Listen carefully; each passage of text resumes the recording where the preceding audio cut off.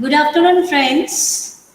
We are learning our subject Machine Learning 3170724. In that, we are learning Module 4, that is Basics of Feature Engineering. Now, what we studied in the previous lecture, that is, we have studied about feature construction, feature selection, feature extraction, right? So let us recall that, then after we'll proceed.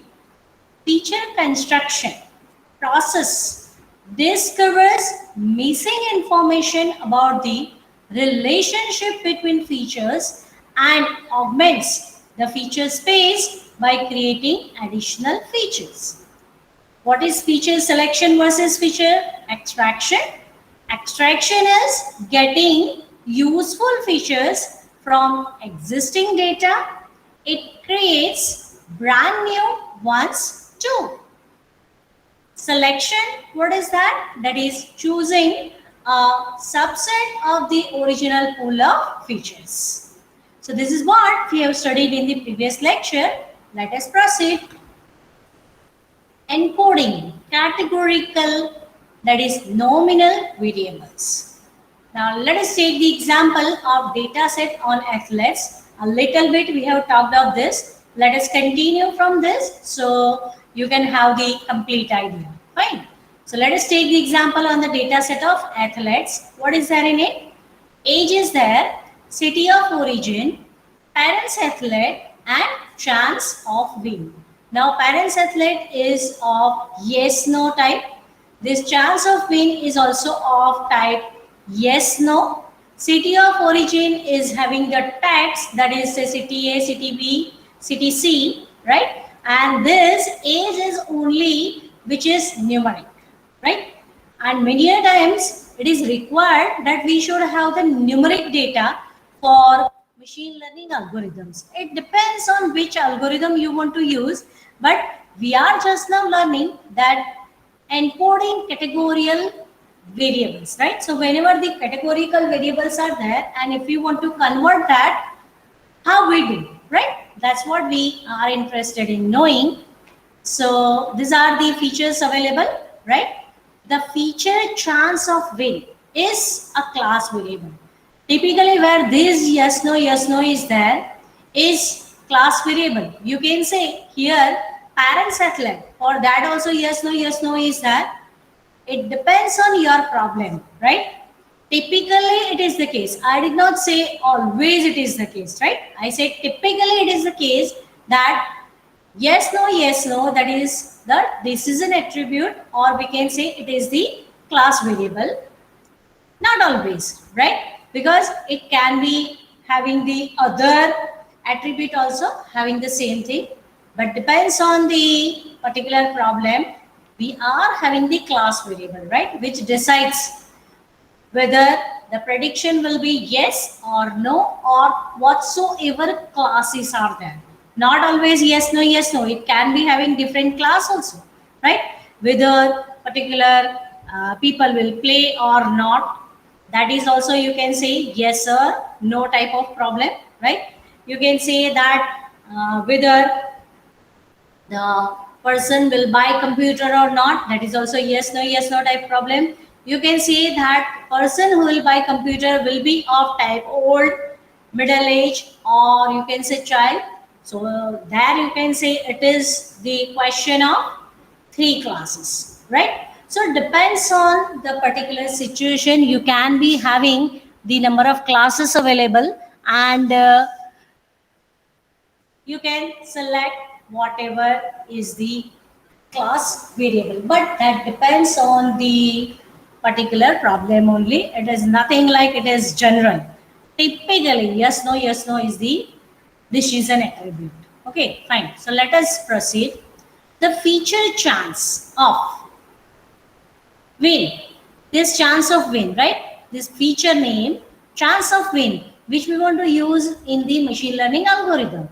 So that is a feature, right? So chance of a win is a class variable, while the others are the predictor variables that is known to us, isn't it? We know that any machine learning algorithm requires numerical figures to learn from. It is always the case that we may need numerical variables, we may need categorical variables, we may need, say, discrete variables, right? That we have already talked of. So we need to convert it to, say, other types of data. Okay. So there are three features: city of origin, parent satellite, and chance of win, which are categorical in nature and cannot be used by any machine learning task. Because here we need to say that from numbers we want to learn something. Okay, so from this we cannot learn anything. So what to do? So for that you can say feature construction can be used to create new dummy features which are usable by machine learning algorithms. So how do we do that? Since the feature city of origin has three unique values, see, we can make it according to whatever unique values are there in that particular column. So here we can say city A, city B, and city C. Here you can say city A, city B, city C. Three unique values are there, right? So what we do is origin city underscore A, origin city underscore B, origin city underscore C. We have talked about this little in the previous lecture also. So wherever city A is there, in this particular column we'll put 1, and for others we'll put 0. Same way for this city of origin, in that wherever city B is there, at that point we'll put 1 in this column, and for others we'll put 0. Same way for origin city C. Here wherever city C is there, it is at one location only. So for that we'll be putting 1, and in others we'll be putting 0. Fine. So here we can say only one time 1 appears because city C is only available 1 in the data, right? Now for parent satellite. For parent satellite, what values we are having is yes and no. What are the unique values? I'm not saying what are the total values. Total values you can say 1, 2, 3, 4, 5, 6. But what are the unique values available? In this particular column, we can say there are 2 only, that is yes and no, right? So let us say that we are having parents Y and parents no. So for that, wherever yes is there, we'll be putting 1 in this column, and wherever no is there, in that we'll be putting 1 in this N column, right? This is for Y column, this is for N column. So wherever Y is there, for parent satellite, in the previous table, there will be putting 1 in this Y column, and wherever it is no, then we'll be putting no, that is 1 in this no column. Okay. Now what about win chance 1 and win chance n? Now why are we having that? Here for this class variable chance of win, you can say we are having y and n values, unique values, right? Not values but unique values. They are y and n. So same as this one, that is parent satellite, here also will be having 2 columns. They are win chance y and win chance n, right? Wherever y value is there in chance of win, will be putting 1 in win chance y, and wherever the value is n in this column, will be putting 1 in this particular column, right? So we can see that for city, we are having 3 unique values. So here we are having 3 features added. What? Origin underscore city underscore A, origin underscore city underscore B, origin underscore city underscore C.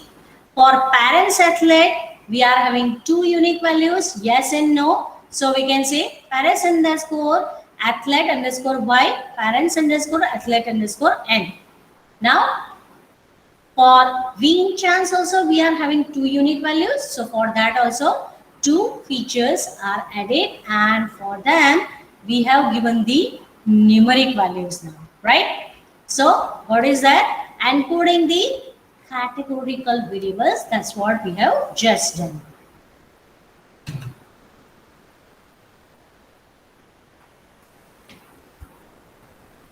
Okay.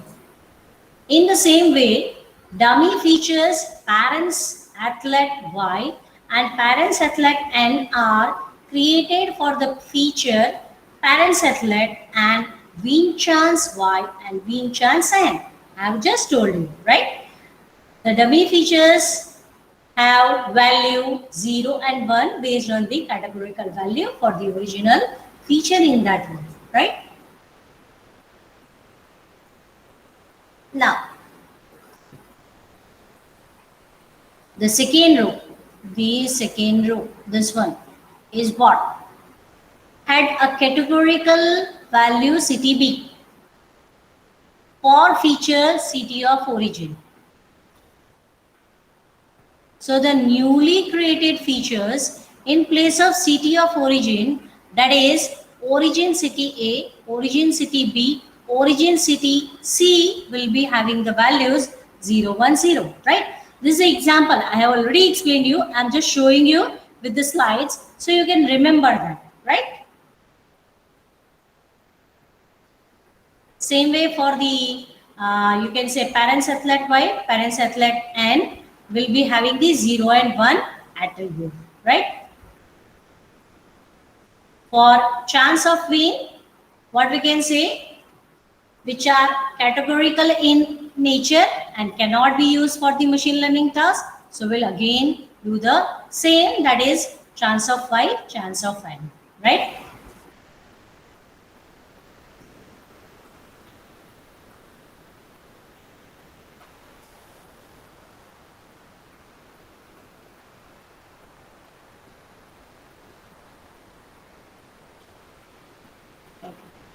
Parents athlete Y and parents athlete N will have value 0 and 1 respectively in row 2 as the original features parents athlete and had a categorical value no in row 2. The entire set transformation for this one is like this. That is, we can say that only one no is there. So wherever no is there, that only will be 1. Otherwise, it will be 0. Fine.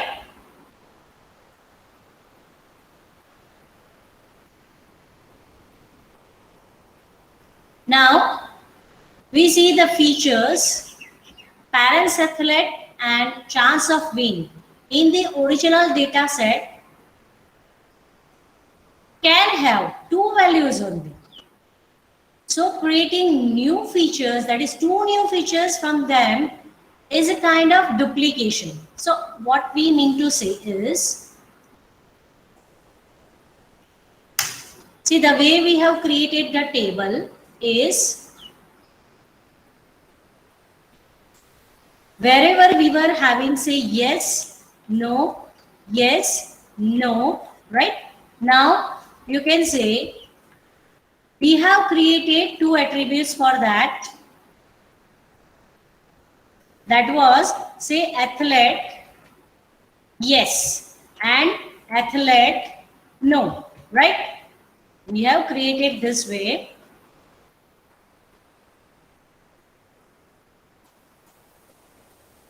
Right. So wherever the value is yes,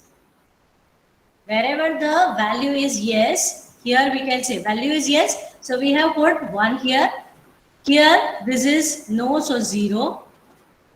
This is 1 and this is 0, right? What about this particular column or for this particular feature? What we have done is, this is for N. So wherever N is there for this feature, we have put 1. So here it is 1 and here it is 1. For this is 0 and for this is 0, right? So for yes and no, only two values. What we have done is, we have created two what? we have created two features, right? Instead of that, what we can do is we can have only one, that is athlete, say y or whatever you want, y, and also you can give the name. Now what should we do is wherever it is y, give 1. Wherever it is no, it is 0. 1, 0. This way also we can understand that this is y and this is n, right? This is y, this is n. If we can understand that, fine. So that's what we are doing here. Instead of creating parents athlete y and parents athlete no, and here wing chance y and wing chance no, instead of creating 4 new features, we can work with the 2 only, that is parents athlete y and wing chance y, right? With this 2 also we can work with. So we'll not create the 4, that is athlete y, athlete n, wing chance y, wing chance n, but instead of that we'll be having say athlete yn and wing chance yn, right? That way we can create the features. See, we should create the new features. We'll be creating the features with the unique values in that particular column. But if it is of not much use, then we should not create all those features. Though we have created, we can remove from them, right? Here we can say we have created. First of all, when we have understood the unique values, we have considered y and n. Then here also y and n. We have considered. See, we want to understand the process, right? So we have created for whatever unique values are there, we'll create the dummy features. And then after, if we do not need, we'll remove them. Or if they actually represent the same thing, then only we remove them, right? Otherwise, we do not remove, right? We cannot remove any data, anything randomly. Then you can say that you are having, say, 5,000 rows and just remove 3,000. So that is not the way, right? That is not the way to work with. The thing is, you can say that if it is going to give you the equivalent data, then only you should remove. Otherwise, you cannot, right? So what we have done is we have removed, or you can say we have only used parents athlete y, wing chance y, instead of having 4 dummy variables, right? Okay. So wing chance y, yes. Okay. Now let us take an example. Now what we want is encoding categorical ordinal variables, right? Order is that. Now what is that? Order means, let me say that category A, B, C, D, E is that. You can say these are the categories, right? A, B, C, D, E, we can say it is the category. And what else? You can say order is that. You can say A comes first, then B, then C, then D. This order is there, right? So it is ordinal, but it is categorical. It does not have the number value, isn't it? So for them, what we'll do? We need to have the number values, right? We need to have the number values. For most of the machine learning algorithms, we need to have the number values, right? So for that, what we do is, let us consider the example. We can have the idea that we are having the marks of 3 subjects, that is marks of science, maths, and you can say grade. Yeah, not 3 subjects, 2 subjects, and then after we are having the grade, right? Now what should we have is marks in science, okay, number, marks in maths, okay, number, no issue. But for grade, it is ABC. So what to do for that? For that, we can say we'll convert that to number. How we can do that? See, there are the things available. Here what we are doing is to transform this grade into numbers. What we consider is for A, we'll consider say 1. For B, let us consider 2. For C, let us consider 3. And for D, let us consider 4. They are ordinal. So we can take their values in order. There is 1, 2, 3, 4. Okay. We can consider the value as 1, 2, 3, 4. Fine. So that we are able to see in the figure, right? This table. Okay, we can understand that wherever A is there, we'll be putting 1. A is there 1. For D it is 4. For B it is 2. For B it is 2, and for C it is 3. Okay. Transforming numeric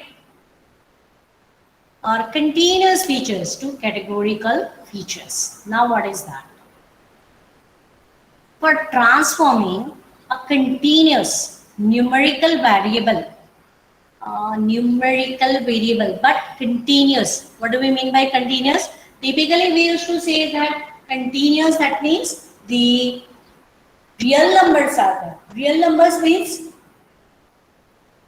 5.5, 7.5, or you can say in decimal points, and after that something is that type of data is there. So for that, what do we do?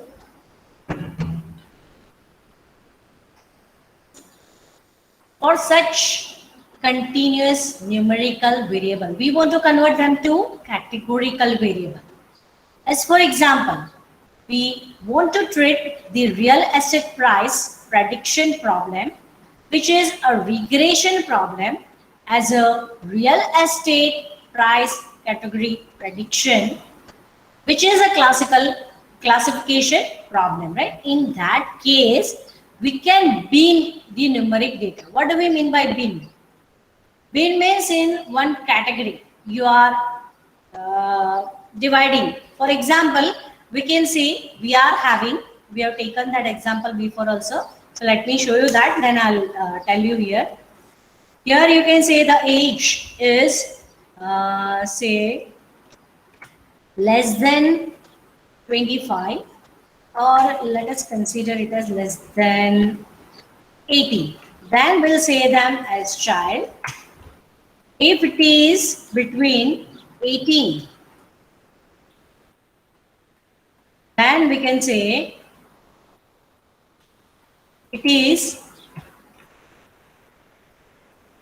less than or equal to say 40 or 45. Then let us tell them as middle age. And the third one is say greater than 45. It is said as old age, right? So what do we say is, this is the number, right? This is the number. It can be say the age is given.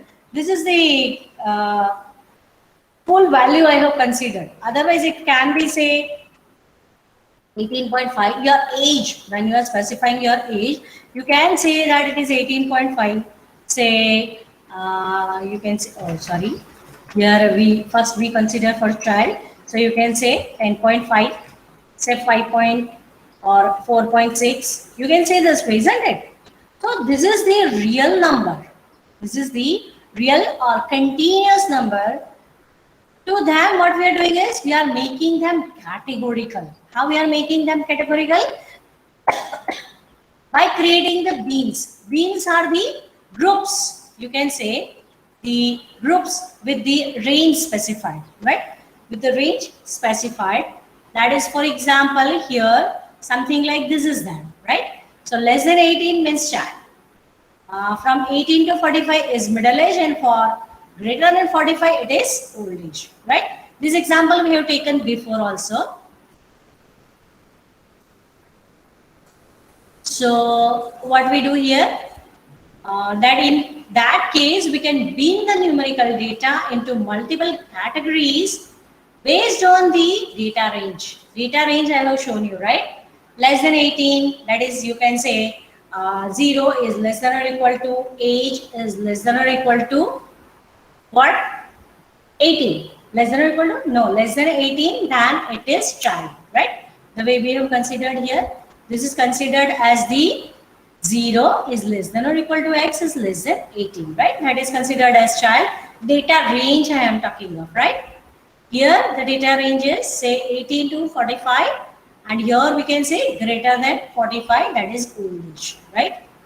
So the same thing we are talking of here, that we can bin the numerical data into multiple categories based on the data range, old, child, middle age, right? In the context of the real estate price prediction example, the original data set has a numerical feature, apartment price, as shown in the figure like this. So what do we say about that? Apartment grades are there. Apartment grades are there. What are they?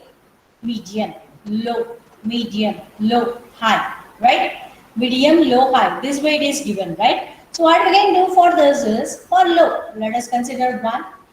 We already know that low is less than, medium is less than high, right? The order is there with us. The order is there with us.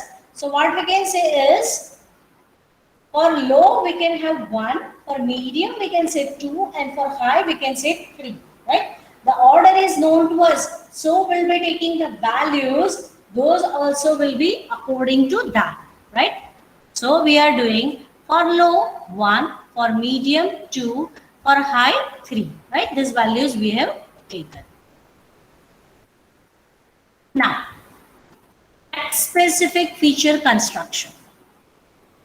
Till now we have considered the categorical values are there, the nominal values are there, you can say continuous values are there. Then we are trying to convert to numbers, right? Then we are trying to convert to numbers, right? That's what we have seen. Now let us consider the text specific feature construction. How it is there for text specific data. Let us check it out. In the current one, text is arguably the most predominant medium of communication. It is but obvious. We are using these social networks, Facebook, we can say blogging, Twitter, SMS, emails, WhatsApp, and many more such things, isn't it? We are using such things. So what we are doing in that, we are writing the text. So text plays a major role in the flow of information. Hence, text mining is an important area of research, not only for technology practitioners, but also for industry practitioners. They also need it. However, making sense of text data due to the inherent unstructured nature of data, it is not so straightforward. What do we mean to say is making sense of text data. That means what?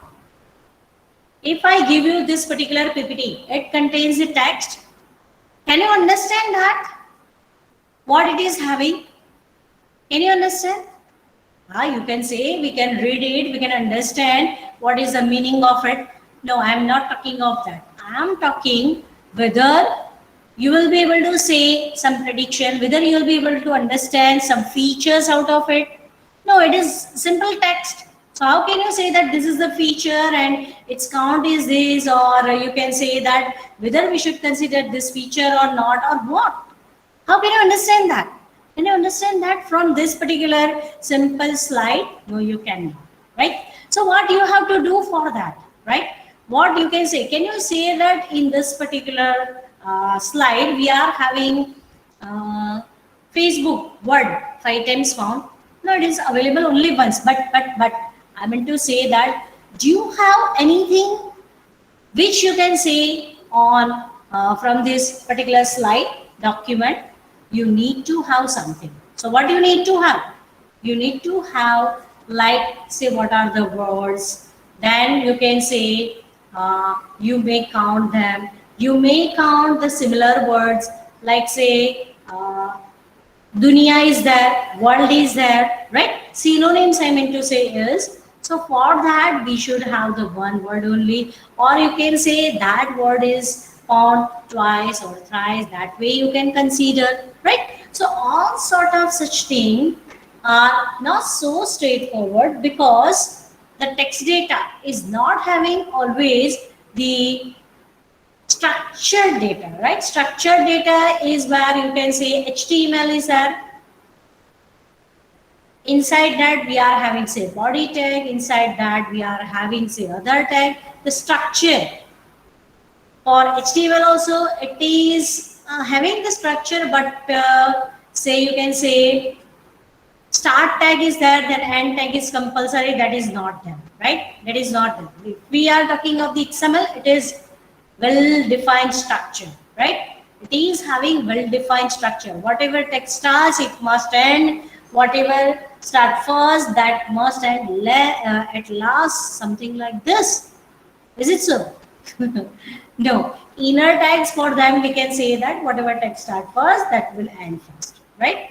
Okay. So what I meant to say is that due to the inherent unstructured nature, here no structure is there.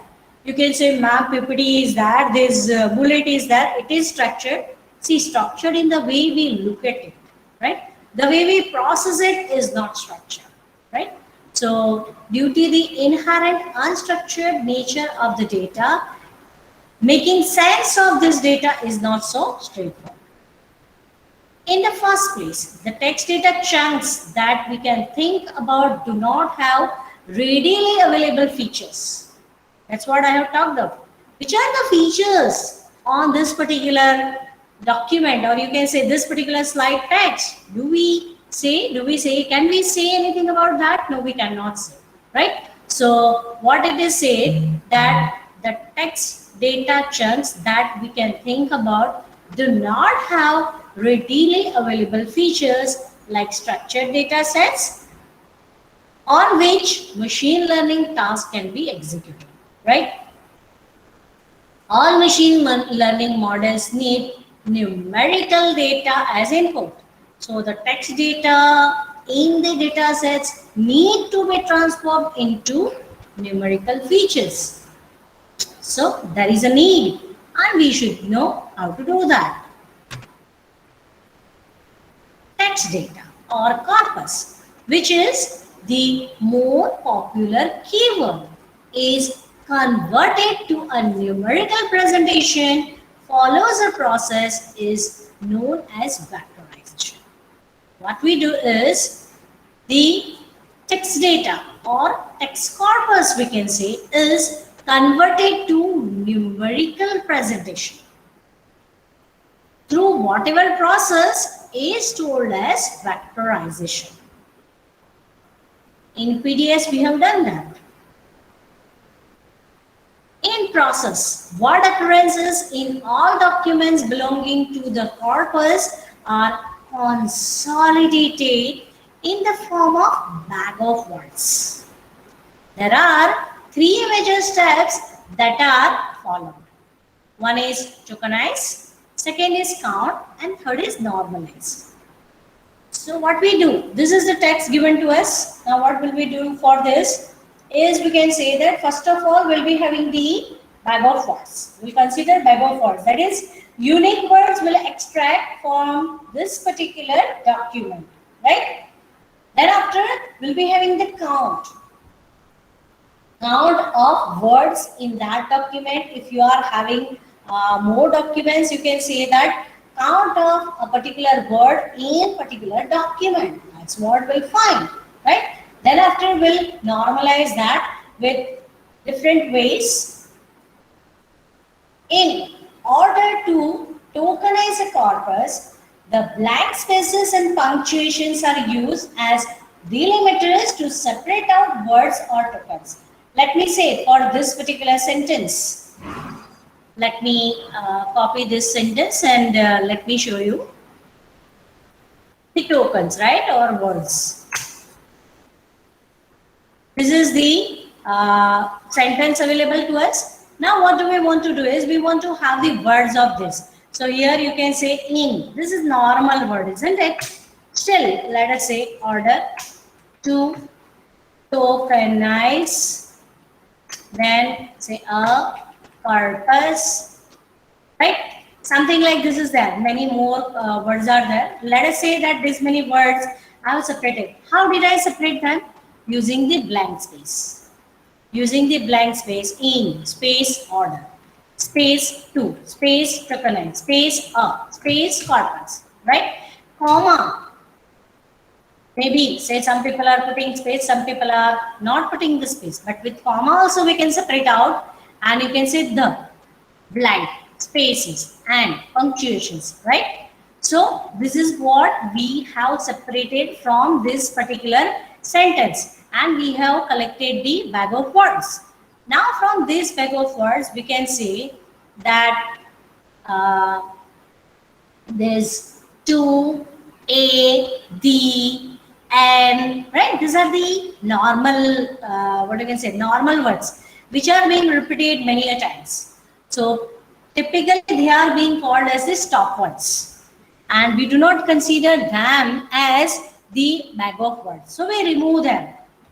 Normal, forget it. This, forget it. This, forget it. Right?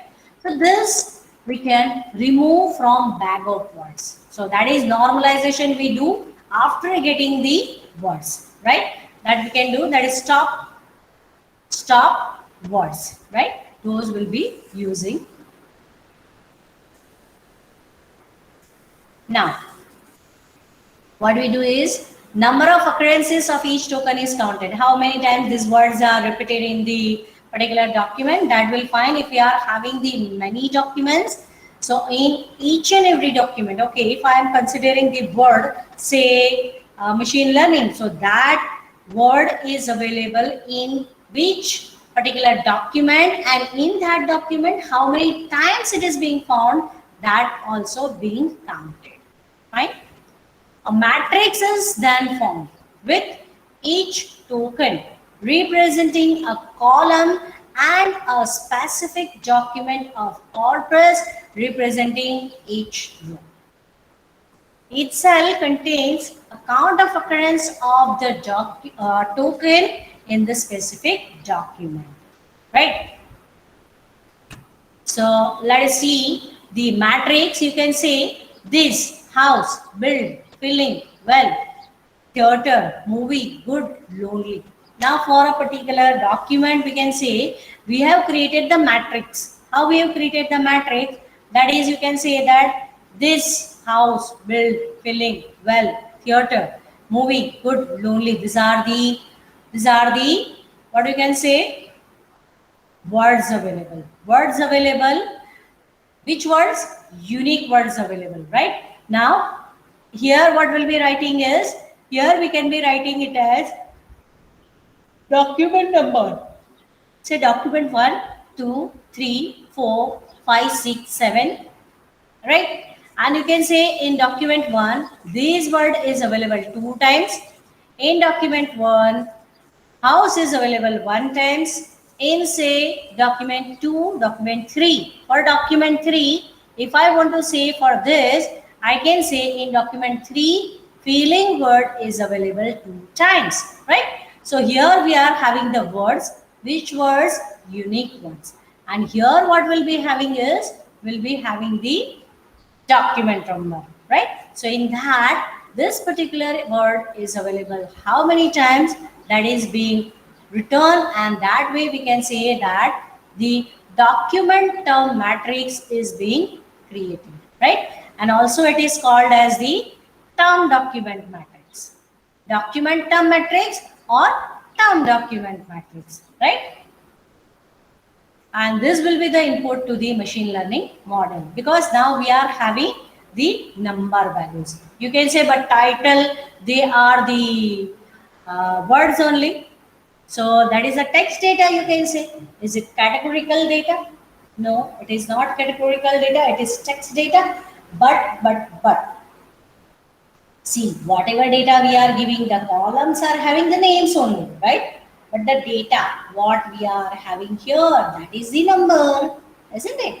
That's what we want to have. So what we have done is, from the text document, or you can say that you have collected the Facebook data, you have collected the blog data, you have collected the Twitter data. Now in that, say messages are there, but you are having the document, right? Say on this particular date, whatever that person has written, that is there in the document, fine? that is there in the document. So from that, we separate out the unique words, then the occurrence, and then we are preparing this term document matrix or document term matrix, and we are giving this as the input to the machine learning model, right? Now, we want to have the feature extraction. What is that? In feature extraction, new features are created from a combination of original features. That is known to us. Some of the commonly used operators for combining the original features include: one is Boolean features, that is conjunctions, disjunctions, negation, etc. For nominal features, Cartesian product M of n cross n we can say that is being considered.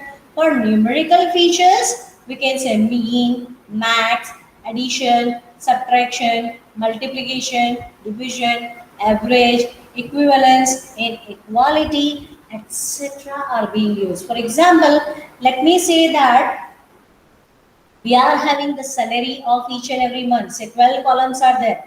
January salary, February salary, March salary, that way it is there. And what we want is we want to have the average, right? We want to have the average. So what we'll be doing is all salary plus divide by whatever is the number given. That is say 5 month salary is given or a whole year salary is given. Based on that number, we'll divide it, right?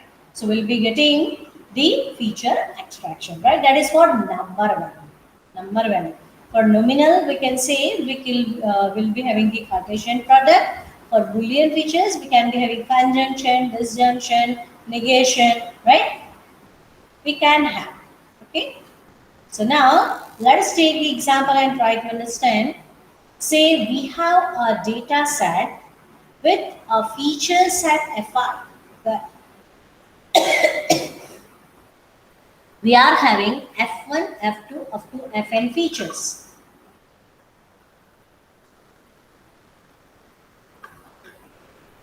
After feature extraction, using a mapping function f, f1 dash, f2 dash, fm dash, we can say fi dash is equal to f of f5 and m is less than n, right? So what do we say is, it can be having something like this, that is f1 dash is equal to say k1 f1 plus k2 f2, right?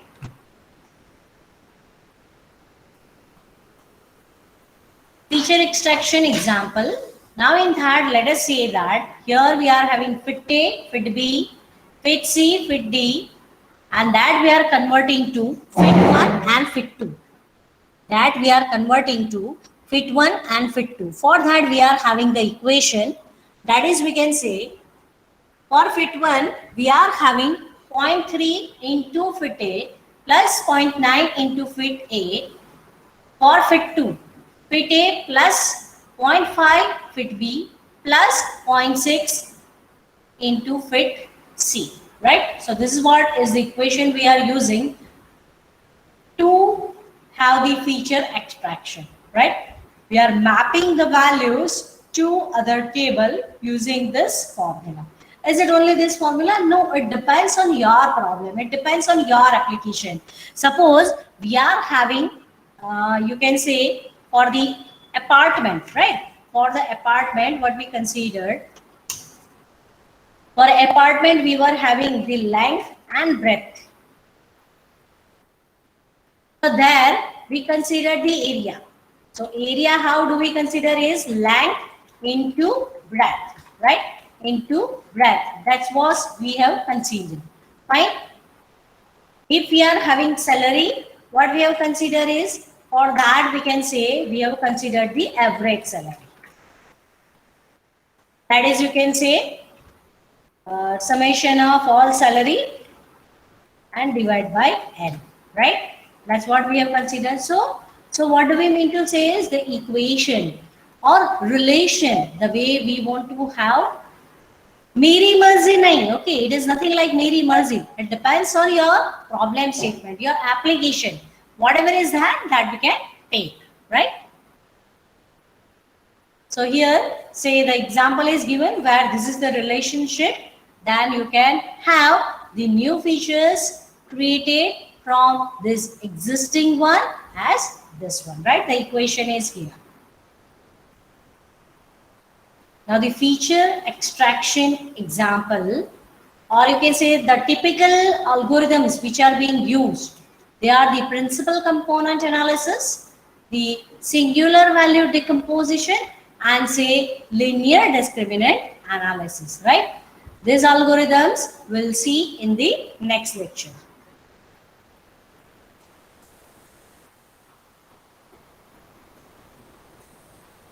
That's all for today.